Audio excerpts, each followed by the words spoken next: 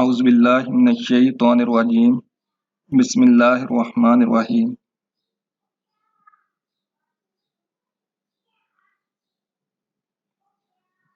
Dear students, my name is Hafiz Muhammad Awais Hanif.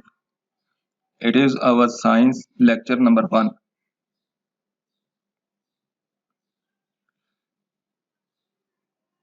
In this lecture, we will discuss about cells and function of different cells.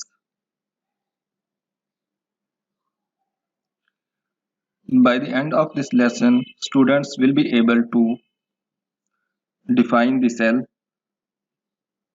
explain the function of different cells.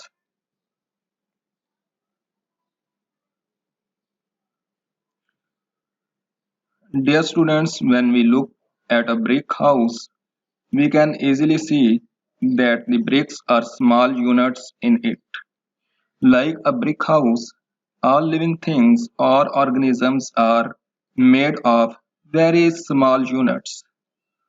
In this chapter, we shall discuss about these small units of living organisms.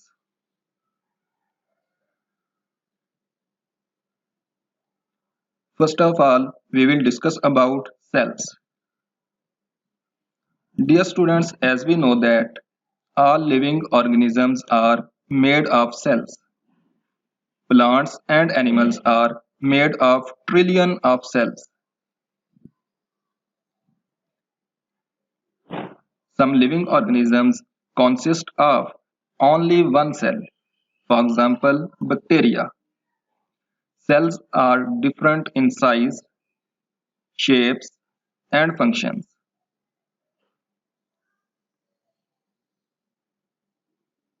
Some cells are large enough to be seen with the naked eye. For example, yolk of an egg. But most cells are too small. We cannot see them with our eyes. We need a special instrument to see the cells.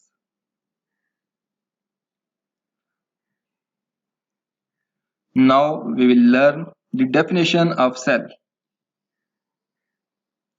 A cell is the basic unit of structure and function of all the living organisms.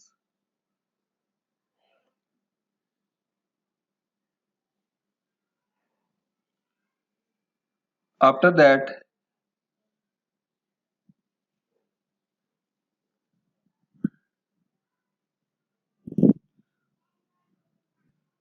dear students, the term cell was first used by an English scientist, Robert Hooke, in 1665.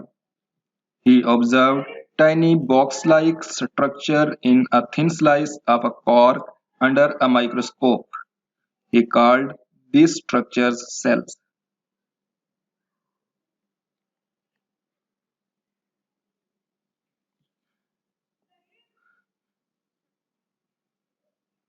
Now we will discuss about types of different cells.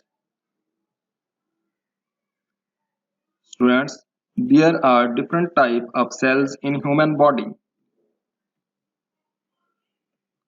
Number 1, skin cells. Number 2, bone cells. Number 3, nerve cells. Number 4, white blood cells. Number 5, red blood cells. Number 6, muscle cells.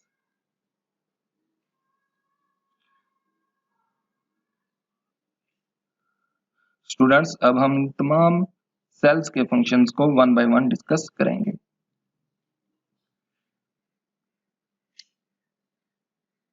First of all, skin cells. What is the function of skin cells? Skin cells cover the body and protect inner layers. हमारे जो skin cells होते हैं ये हमारी body को cover करते हैं and protect the internal layers. और जो स्किन की इंटरनल लेयर्स होती हैं उनको प्रोटेक्ट करते हैं और हमारी बॉडी के जो इंटरनल ऑर्गन्स होते हैं उनको भी प्रोटेक्ट करते हैं. After that, bone cells. The function of bone cells is to produce bones to shape and support the body. Bone cells bones को प्रोड्यूस करते हैं और हमारी बॉडी को सपोर्ट करते हैं।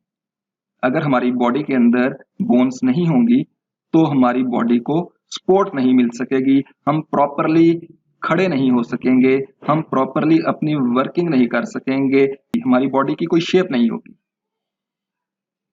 तो इवन के हम अपना बोन्स के बगैर हम अपना कोई भी काम नहीं कर सकते।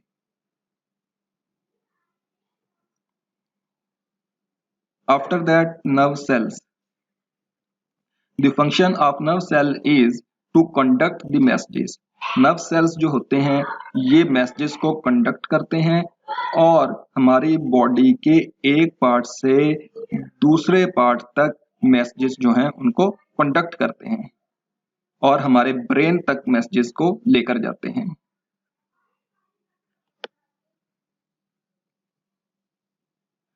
After that, white blood cells. The function of white blood cell is to fight against the germs that cause diseases.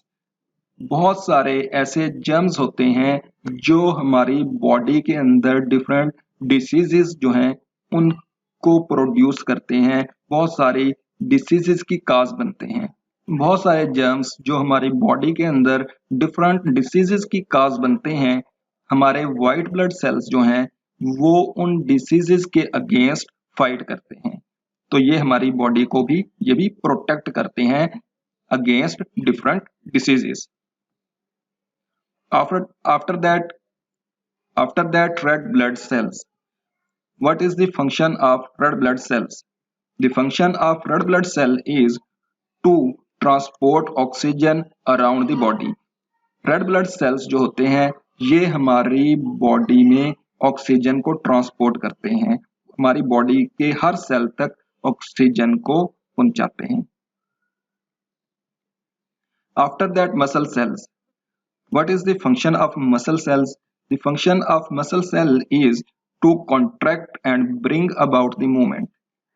Muscles हमारी बॉडी के अंदर बहुत सारे मसल्स मौजूद होते हैं जिसकी वजह से हम अपनी बॉडी को मूव कर सकते हैं।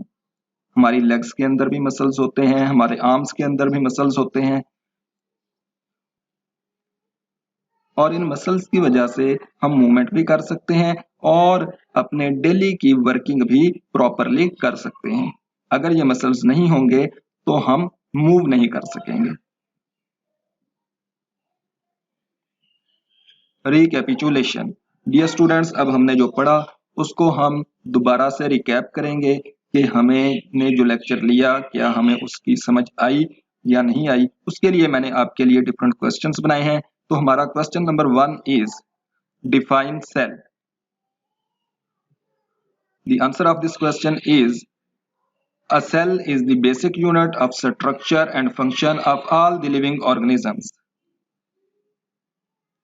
My second question is who used the term cell first time?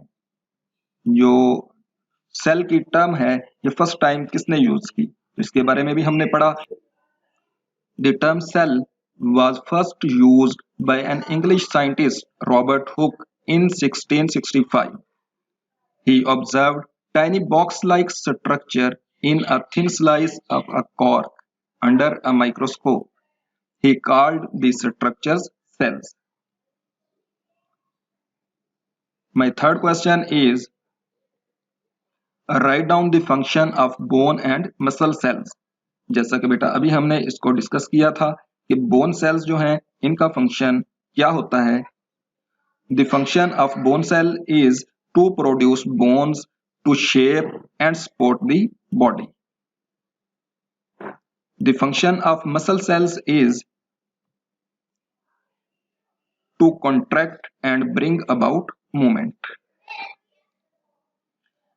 Students, अब आपके लिए असाइनमेंट है। असाइनमेंट में मैंने आपके लिए डिफरेंट मल्टीपल चॉइस क्वेश्चंस हैं। उसमें हमारा फर्स्ट एमसीक्यूज जो है वो है dash cells cover the body and protect inner layers. इसमें हमारे पास ऑप्शंस हैं skin cells, bone cells, nerve cells, muscle cells. तो आपने इसमें से बताना है कि कौन सा ऑप्शन जो है वो करेक्ट है।